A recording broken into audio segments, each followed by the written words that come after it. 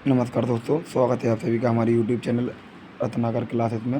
तो जैसा कि पिछले लेक्चर में हम लोगों ने इस हेलो एल्केन के बारे में पढ़ा था और उसकी क्लासिफिकेशन के बारे में भी पढ़ लिया था। अब हम देखें हेलो एल्केन में CX की बंद प्रकृति, यानी कि हमने आपको बताया था हेलो एल्केन जो होता है RH से प्रदर्शित करते हैं।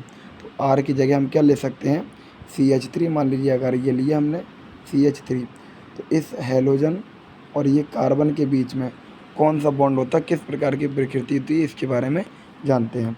तो इसमें पहला पॉइंट है, हेलो एल्केन में हेलोजन परमाणु एकल बंधित कार्बन परमाणु से जुड़ा होता है, ठीक है, जिस पर संकरण अवस्था sp3 पाई जाती है। तो ये पॉइंट बहुत ध्यान से रखना कि हेलो एल्केन की बात करें तो हेलोजन जो कार्बन जुड़ा होता है, जिस मतलब कार्बन से जो हेलोजन जुड़ा होता है उसका संकरण अवस्था होती है sp3, ठीक है। संकरण क्या होता है, ये क्लास 10th मतलब सॉरी फर्स्ट ईयर का टॉपिक है ठीक है। तो बस आप संकरण ध्यान रखें क्योंकि उसको ज़्यादा डिटेल में जानने की यहाँ ज़रूरत नहीं है। नेक्स्ट है, विभिन्न हैलोजन के मध्य प्रबलता का क्रम निम्नवत होता है। तो ये हैलोजन में प्रबलता का क्रम है। क्लोरीन फ्लोर पहला रहेगा, कार्बन फ्लोरीन, दूसरा कार्बन क्लोरीन, कार्बन ब्रोमीन और कार्बन आयोडीन। तो ये प्रबलता का क्रम आपको ध्यान रखना है। इसके बाद है CX बंध एक ध्रुवीय सहसंयोजक बंध की तरह कार्य करता है, ठीक है। ध्रुवीय सहसंयोजक बंध मतलब देखो ये आपका कार्बन है, ये पीछे तो 3 बॉन्ड लगे हुए हैं, ये तीनों हाइड्रोजन जुड़े रहते हैं उससे, ठीक है। इसके बाद ये यहाँ पर लगा हुआ है आपका हेलोजन। तो हेलोजन होता है विद्युत ऋणात्मक, तो इस कार्बन के इलेक्ट्रॉन अपने साइड खींच लेता है। तो इस तरीके से हेलोजन पे आ जाता है पार्शियल नेगेटिव और कार्बन पे आ जाता है पार्शियल पॉजिटिव, यानी कि आंशिक धनावेश और आंशिक ऋणावेश, ठीक है।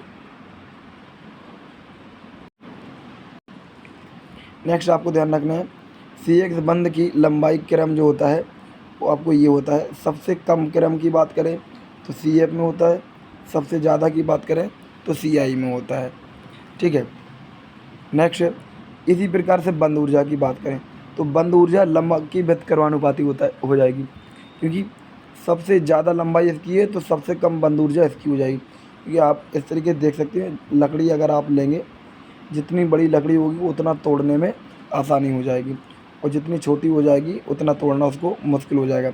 जो बॉन्ड होता है वो इसी तरीके से, इसकी बंद लंबाई ज़्यादा है तो बंद ऊर्जा इसकी कम हो जाएगी, सबसे ज़्यादा बंद ऊर्जा हो जाएगी कार्बन और फ्लोरीन वाले की, ठीक है। अब हम बात करते हैं बनाने की विधियों पे, ठीक है। तो आइए देखते हैं, यहाँ देखेंगे एल्किल हैलाइड बनाने की सामान्य विधियाँ। तो पहली विधि है आपकी एल्कोहल से। एल्कोहल में आपकी पहले है हैलोजन अम्लों की क्रिया से। तो एल्कोहल की काफ़ी रिएक्शन है, तो देखते हैं। जब ROH यानी कि एल्कोहल की क्रिया निर्जल जिंक क्लोराइड से कराते हैं तो एल्किल क्लोराइड प्राप्त होते हैं। तो यहाँ पर देखेंगे, यहाँ पर लिखा है निर्जल जिंक क्लोराइड से। देखिए यहाँ पर निर्जल जिंक क्लोराइड की उपस्थिति रहती है और क्रिया कराते हैं HCl से। तो ऐसा थोड़ा सा लिख लेना आप, जब ROH की क्रिया निर्जल जिंक क्लोराइड की उपस्थिति में ROH से कराते हैं तो ये ध्यान रखना, यहाँ कराने की जगह क्या लगे, निर्जल जिंक क्लोराइड की उपस्थिति में, ठीक है। तो एल्किल क्लोराइड प्राप्त होते हैं। इस प्रक्रम को बोलते हैं हम ग्रो प्रक्रम। तो ये ROH है आपका, ये HCl से क्रिया कराएंगे, किसकी उपस्थिति में, निर्जल जिंक क्लोराइड की। तो आपका बन जाएगा RCl और H2। अब यहाँ पर हमने R की जगह C2H5 लिया, तो यहाँ पर भी R की जगह आपका आ जाएगा C2H5, बस इतना ही चेंज होगा, ठीक है। नेक्स्ट है, जब ROH की क्रिया सोडियम ब्रोमाइड और H2SO4 की उपस्थिति में HBr से कराते हैं तो एल्किल ब्रोमाइड, ठीक है। अगर HCl से करेगा तो एल्किल क्लोराइड और सोडियम ब्रोमाइड के साथ में करेगा H2SO4 के प्रेजेंट में, तो आपके बन जाएगी क्या, एल्किल ब्रोमाइड, ठीक है। तो देखते हैं इसकी रिएक्शन। इसकी रिएक्शन आपकी वैसे तो इसी तरह हो जाएगी, यहाँ पर HBr आ जाएगा तो यहाँ RBr हो जाएगा और ये H2 रहेगा। तो यहाँ आप देख सकते हैं ROH की क्रिया HBr से कराएंगे तो ये RBr बन जाएगा और ये H2O बन जाएगा आपका, ठीक है। यहाँ पर भी R की जगह क्या लिया है, C2H5, तो यहाँ पर भी R की जगह आपका C2H5 हो जाएगा, ठीक है। नेक्स्ट, जब ROH की क्रिया HI से कराते हैं तो एल्किल आयोडाइड प्राप्त होता है। अब देखिए डायरेक्ट HI से कराएंगे तो यहाँ पर आई है तो क्या मिल जाएगा आई। ठीक है, तो यहाँ पर भी हमने R की जगह C2H5 लिया, तो यहाँ पर भी क्या हो जाएगा C2H5 हो जाएगा आपका। तो ये सारी कॉमन रिएक्शन। नेक्स्ट है, उपरोक्त अभिक्रियाओं में विभिन्न एल्कोहल की क्रियाशीलता का क्रम होता है 3 डिग्री, 2 डिग्री, 1 डिग्री। तो एल्कोहल की क्रियाशीलता क्रम पूछे तो आपको ध्यान रखना है 3 डिग्री, 2 डिग्री, 1 डिग्री होगा।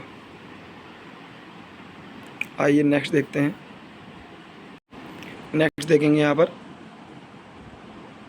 लिखा है विभिन्न हैलोजन की क्रियाशीलता का क्रम। हैलोजन की क्रियाशीलता क्रम होता है HI, HBr, HCl। अब फास्फोरस हैलाइड की क्रिया कराएंगे। अगर देखिए ये कॉमन रिएक्शन है, दोनों ये कॉमन है और ये दोनों रिएक्शन क्या है, R की जगह C2H5 लिए, तो कॉमन आपको बता देते हैं R की जगह। देखिए अगर PCl5 होगा तो उपस्थिति तो रेड फास्फोरस की, देखो यहाँ रेड तो रेड रहेगा, P का मतलब फास्फोरस का जो साइड में लिखा हुआ है। ठीक है, दोनों रिएक्शन में चाहे अभिक्रिया PCl5 से हो चाहे PCl3 से हो, दोनों में रेड फास्फोरस की उपस्थिति रहेगी। जब थोड़ा सा चेंज क्या है, जब RO PCl5 क्रिया करेगा, देखो क्लोरीन आपका यहाँ भी है और यहाँ भी है, तो एल्किल क्लोराइड तो बनेगा ही। लेकिन जब PCl5 क्रिया करेगा तो POCl3 बनेगा और HCl बनेगा। इसके बाद में जब PCl3 क्रिया करेगा तो आपका बनेगा RCl और H3PO3 बनेगा। ठीक है, तो ये ध्यान रखना है आपको। अब देखिए इन दोनों रिएक्शन में R की जगह C2H5 लेंगे तो R की जगह यहाँ पर भी क्या आ जाएगा C2H5, बस यही चेंज है यहाँ पर आपका R की जगह C2H5। ठीक है, आइए नेक्स्ट रिएक्शन देखते हैं। नेक्स्ट है आपका डार्जन अभिक्रिया। ये बहुत इंपॉर्टेंट है, मोस्ट इम्पोर्टेंट है बोर्ड एग्जाम के लिए। डार्जन अभिक्रिया देखिए ये क्या होती है, जब एल्कोहल की क्रिया पिरीडीन की उपस्थिति में SOCl2 से कराते हैं तो एल्किल क्लोराइड प्राप्त होते हैं। तो ये SOCl2 है कि आपका थायोनिल क्लोराइड। ठीक है, अब देखते हैं जब ROH की क्रिया एल्कोहल की क्रिया पिरीडीन की उपस्थिति में कराते हैं, तो ये देखिए ROH की क्रिया थायोनिल क्लोराइड से कराएंगे तो प्लस लगा देंगे, बनेगा क्या RCl, SO2 और HCl प्लस के साथ में। ठीक है, इस R की जगह हमने ले लिया C2H5, तो बस इतना सा ही चेंज रहेगा। अब हम देखते हैं इसके बारे में काम की बात और। तो यहाँ पर लिखा है यह है RCl, ये बहुत ज़्यादा इम्पोर्टेंट पॉइंट है। यह RCl बनाने की सर्वोत्तम विधि है। इस क्रिया में बनी SO2 बाहर निकल जाती है और HCl पिरीडीन द्वारा अवशोषित हो जाती है, इसलिए सिर्फ RCl शुद्ध मात्रा में प्राप्त होता है। तो ये बहुत इंपॉर्टेंट है आपका। ठीक है, इसको ध्यान रखना है आपको। तो इसके बाद है नेक्स्ट एल्केन के हैलोजनीकरण द्वारा। एल्केन के हैलोजनीकरण में क्या है, जब एल्केन की क्रिया सूर्य के प्रकाश की उपस्थिति में हैलोजन से कराते हैं, ये सब होते हैं आपके हैलोजन, तो एल्किल हैलाइड प्राप्त होते हैं। ठीक है, नेक्स्ट देखते हैं रिएक्शन इसकी। तो इसकी रिएक्शन देखेंगे आप, यहाँ पर हमने लिया मेथेन और ये लिया हैलोजन X2, कोई सा भी हो सकता है। तो यहाँ पर हर बार आपको एक हाइड्रोजन कम करना है। देखो CH4 था, CH3 बचा, फिर CH2 बचा, फिर CH एक बचा, फिर यहाँ पे एक और कम हो गया। इसके बाद हर बार आप देखेंगे एक हाइड्रोजन बढ़ता जाएगा। यहाँ एक भी हाइड्रोजन नहीं था, यहाँ पर एक हाइड्रोजन बढ़ गया, CH3X, CH2X2 हो गया, CHX3 हो गया और CHX4 हो जाएगा आपका यहाँ पर। ठीक है, ये कंडीशन आपको हर बार रिपीट करनी है, ये वाली कंडीशन, ये वाली कंडीशन। ठीक है, तो हम यहाँ फिर से हटा दे रहे, तो ये कंडीशन आपको फिर से करनी है।